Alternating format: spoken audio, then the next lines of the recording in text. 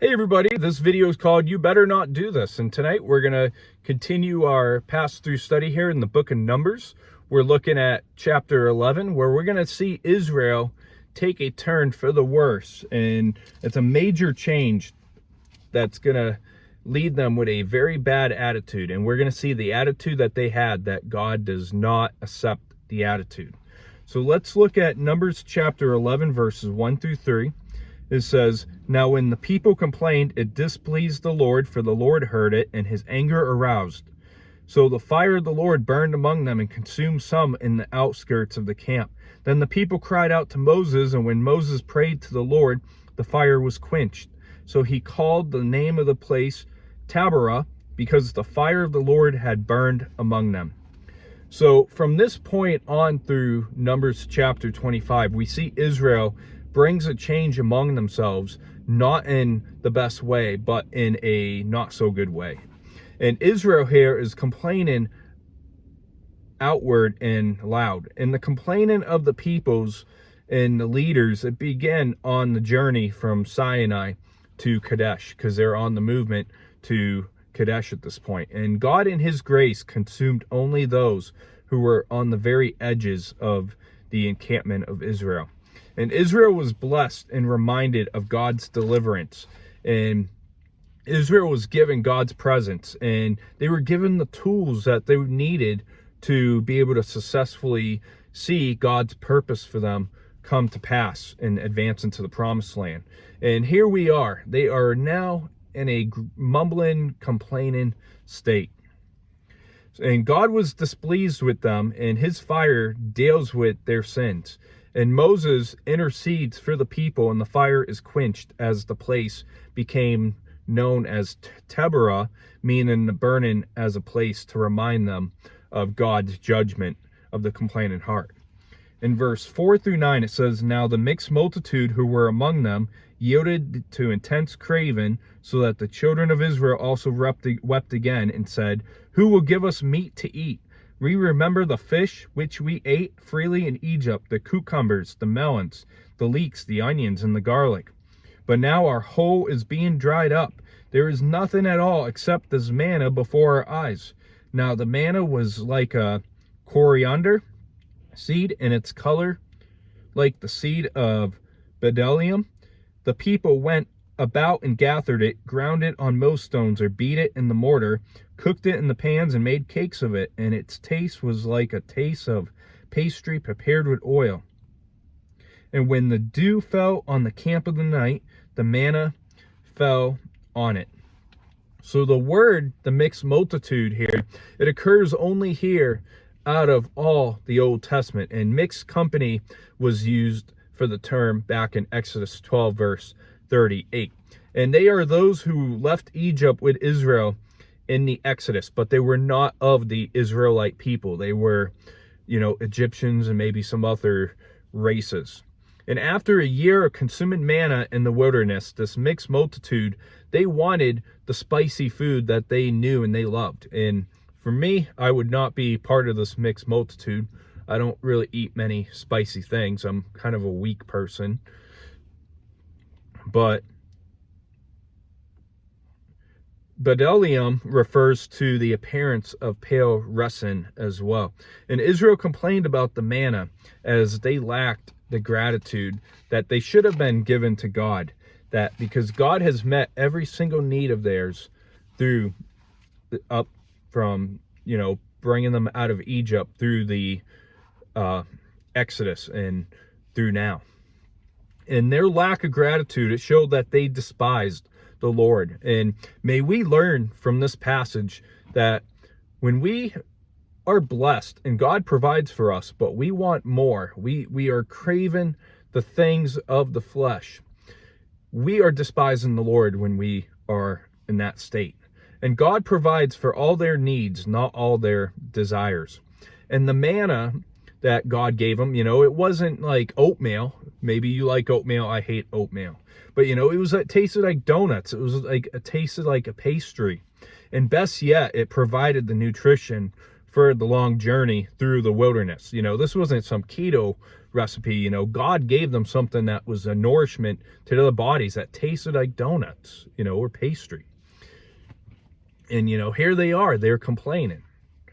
In verse 10 through 15, it says, Then Moses heard the people weeping throughout their families, everyone at the door of his tent, and the anger of the Lord was greatly aroused. Moses was also displeased. So Moses said to the Lord, Why have you afflicted your servant? And why have I not found favor in your sight, that you have laid the burden of all these people on me? Did I conceive all these people? Did I beget them, that you should say to me, Carry them in your bosom, as a guardian carries a nurse and child to the land which you swore to their fathers? Where am I to get meat and to give it to all these people? For they weep all over me, saying, Give us meat, that we may eat. I am not able to bear all these people alone, because the burden is too heavy for me. If you treated me like this, please kill me here right now. Here and now. If I have found favor in your sight, and do not let me see my wretchedness. So we see that Moses goes into a praying like situation here. And the childish weeping of the people not only angered the Lord, but it affected those around them. It affected their leader, Moses. And Moses went on getting frustrated with God as a result, because Moses is like the man in the middle, where he can't give them everything that they want. But, they're looking at him, they're passing all the blame onto him. And even Moses didn't have perfect faith, as we see here that he complains to God. And Moses is basically saying here, God, why did you bring this upon me? God allowed Moses to be afflicted through other carnal and ungrateful people. And if you've ever been in the mix of people that just complain all the time, it's very tiresome on you. And I like how Moses likens himself to a mother in Israel as his children in the figure of speech. Because when you think of it, it's kind of like Moses is a mom in his role here. And Israel was acting like a bunch of babies, and they were throwing a temper tantrum. That's really what it came down to. And Moses was so frustrated that he would cry out to God. And, he's straight out with God. If he was talking like us today, he'd probably say something like, God, I'm sick and tired of this. And he practically prays, Lord, just kill me right now. I don't want to have to deal with this anymore, Lord. Just take my life if you care about me. And, the words might not be a great thing to say to God, but we see that he was being authentic with God with how he felt. He was praying from his heart, though it was not a good prayer from his brain. He did not think through the words very well. And when Moses says, don't let me see my wretchedness, God wouldn't grant him his prayer request with that, as God wanted Moses to see that Moses was weak on his own and that he had to depend on God for his calling. In verse 16 and 17 here, it says, So the Lord said to Moses, Gather to me 70 men for the elders of Israel, whom you know to be the elders of the people and officers over them. Bring them to the tabernacle of meeting, that I may stand there with you. Then I will come down and talk with you there.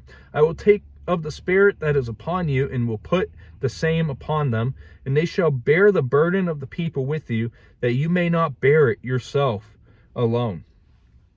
So from this point on through verse 30, God will give him 70 men to help Moses to lead the people. So now, besides asking his brother-in-law to help him lead the people, we see that God is providing him 70 men to be on his side to help him be used for the purpose.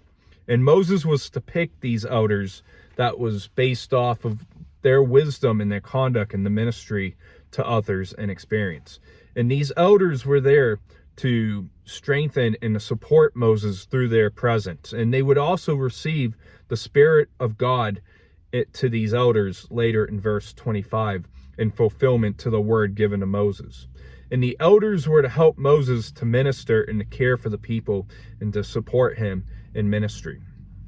In verse 18 through 20, it says, Then you shall say to the people, consecrate yourselves for tomorrow, and you shall eat meat, for you have wept in the hearing of the Lord, saying, Who will give us meat to eat? For it is well with us in Egypt. Therefore the Lord will give you meat, and you shall eat.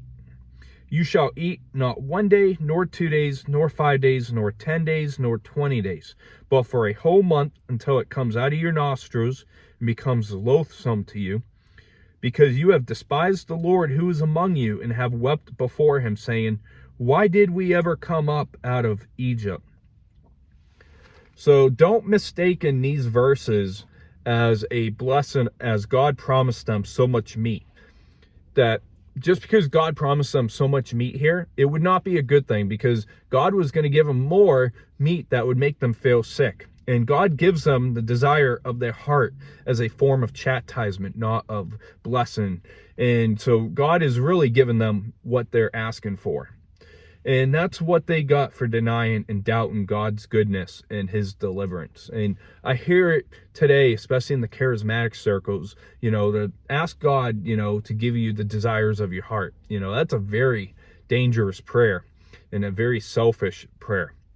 Because as we know, that God has promised to provide for our needs, not our lusts and our desires and all that.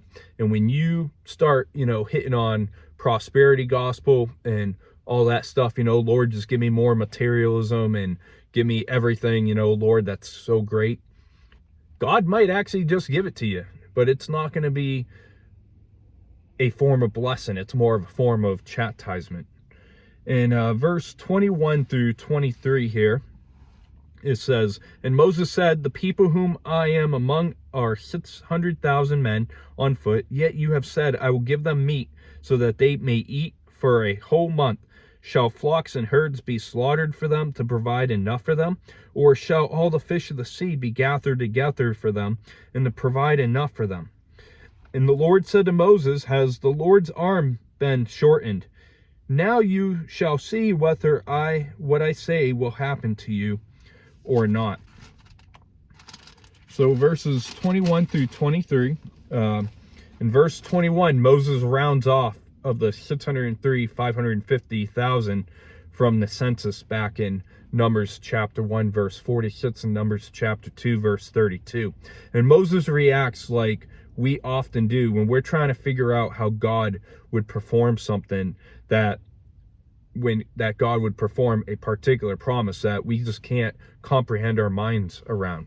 And God responds to Moses with a figure of speech indicating that he is able to do as he said, and that God would be able to provide the meat for 600,000 men of Israel and their families for the entire month. And God is not weak or limited, and God meets our needs in unexpected ways that we cannot even ponder.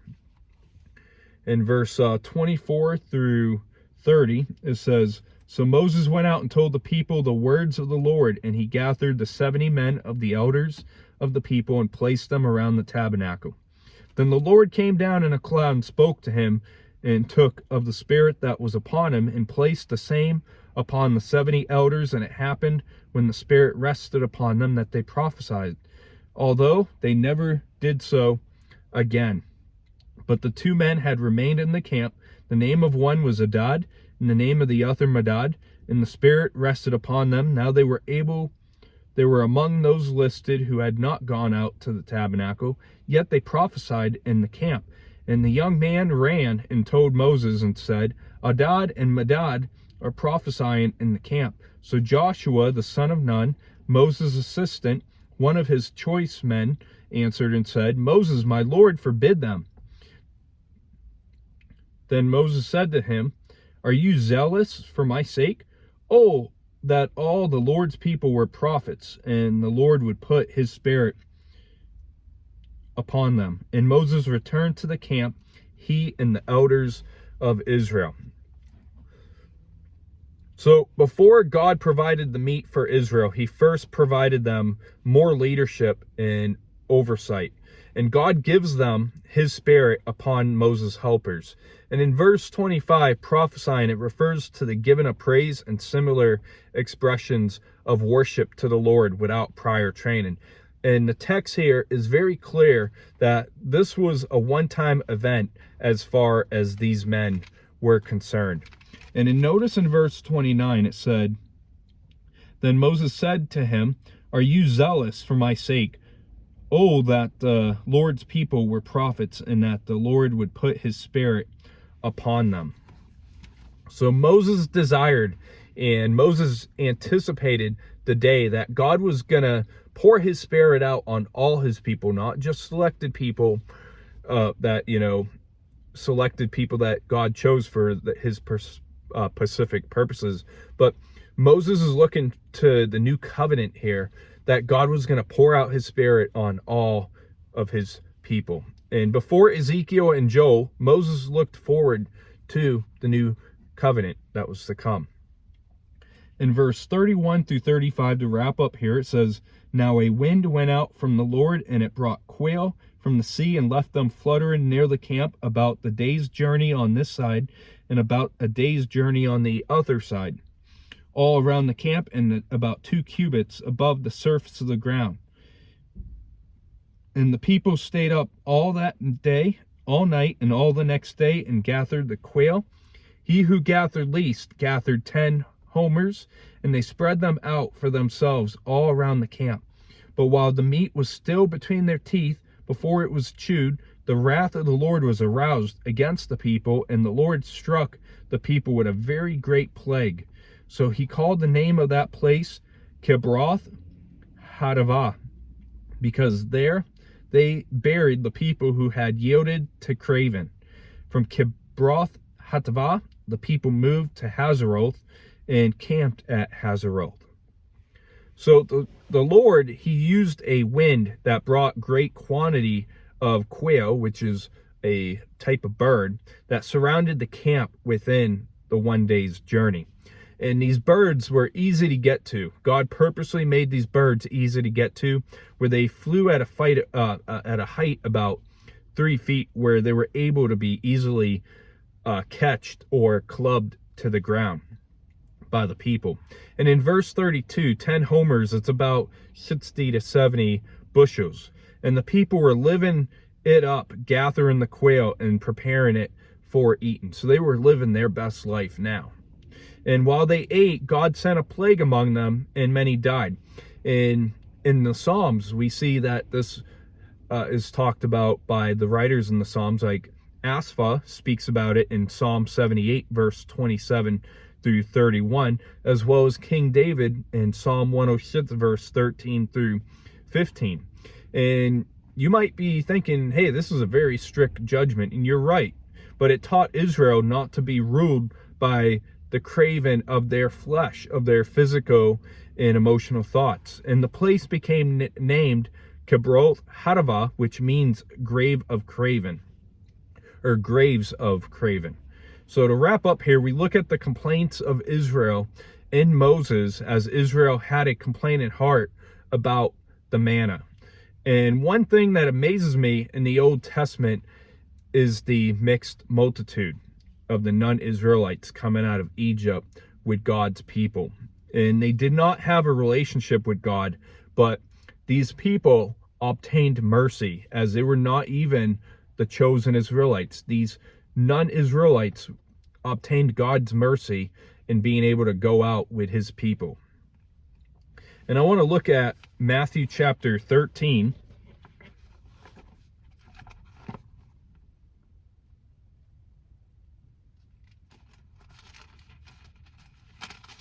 Matthew chapter 13, verse 24 through 30.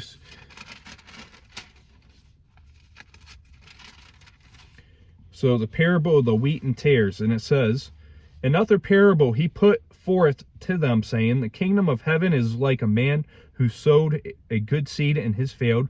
But while men slept, his enemy came and sowed tares among the wheat and went his way. And when the grain had sprouted and produced a crop, then the tares also appeared.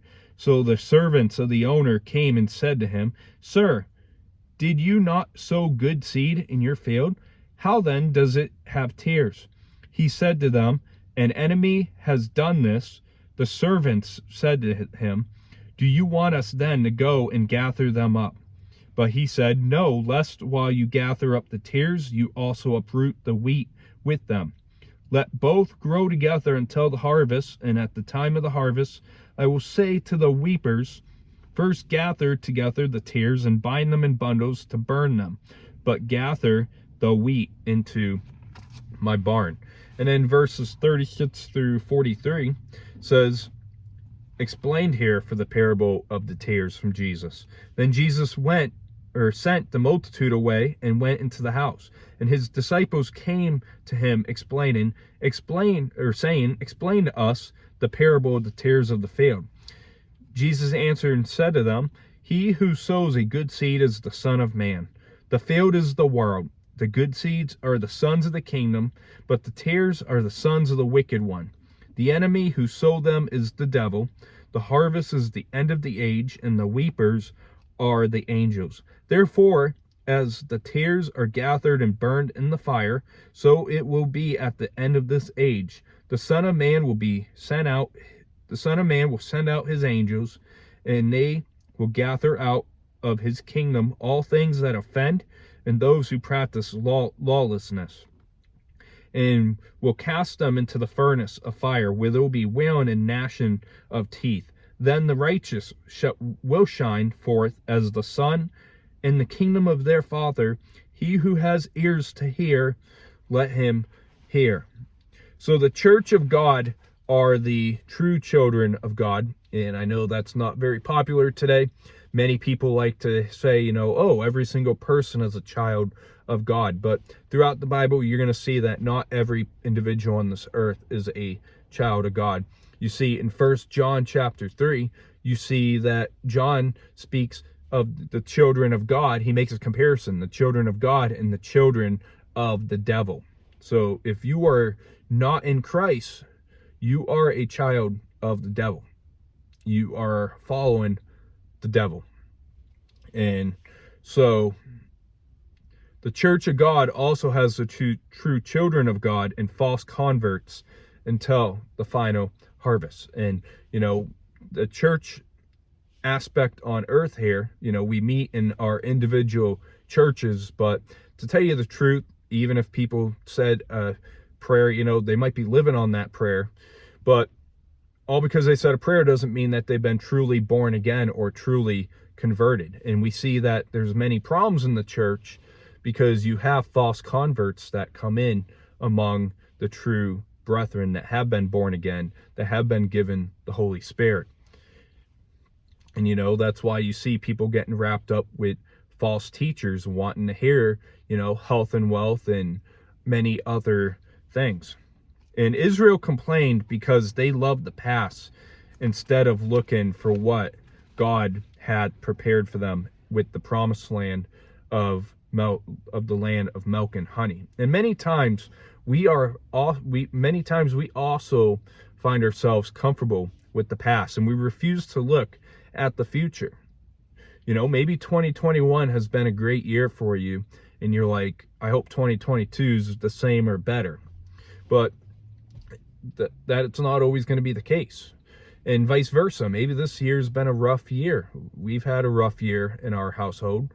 The year's ending on a blessing. So for those who commented and liked, Elizabeth's pictures and everything, that was, a blessing from God. But Israel's lack of gratitude despised God just as we do when we complain about what God has done for us because we want more. And God's not responsible to entertain us, and we should not demand to be entertained. And we looked at Moses' complaint as God allowed affliction on him. And sometimes God's going to allow affliction in our lives to make us trust in him more. That's the purpose of trials and tests. Part of trials is to make us rely on God more and to show us our perseverance in him. And I want to look at 1 Thessalonians chapter 3, verses 1 through 3. It says, therefore, when we could no longer endure it, we thought it would be good to be left in Athens alone, and sent Timothy, our brother and minister of God, and our fellow laborer in the gospel of Christ, to establish you and encourage you concerning your faith, that no one should be shaken by these afflictions. For you yourselves know that we are appointed to this. And, look at verse 3 real close at the end here. It says, for you yourselves know that we are appointed to this.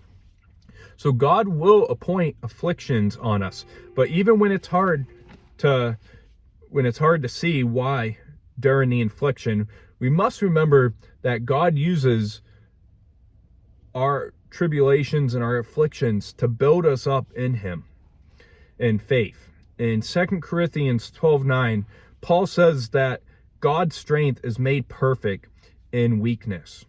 And we see that God answered Moses, and Israel complained by sending elders to assist him. And God also promised to provide meat for Israel, not in the means of blessing, but in a means of chastisement. And we saw how Moses reacted to God's promise to provide the meat for Israel.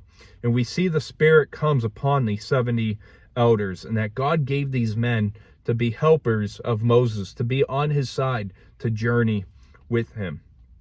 And, that might remind you of today, our New Testament church setup where we meet locally in assembly. You have a pastor, and along that pastor in a biblical church, they're going to be deacons that are on his side, helping the pastor with anything that needs help with in the church, and to support him, and be an encouragement and to be at their side.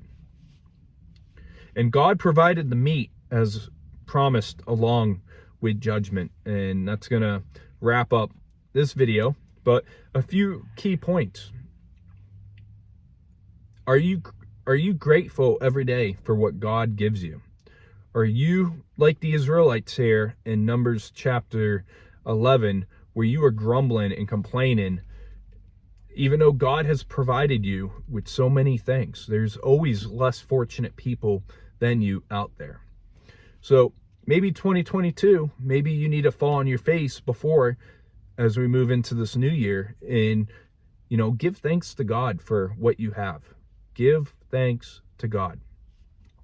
And maybe, you have a calling for this upcoming year, and you need to redirect your purpose on that calling, and you need to get close to God in prayer, and pray that, God leads you, that not yourself, but that God leads you, and anybody that rises up against you that's toxic or whatever, that God takes them out of your way.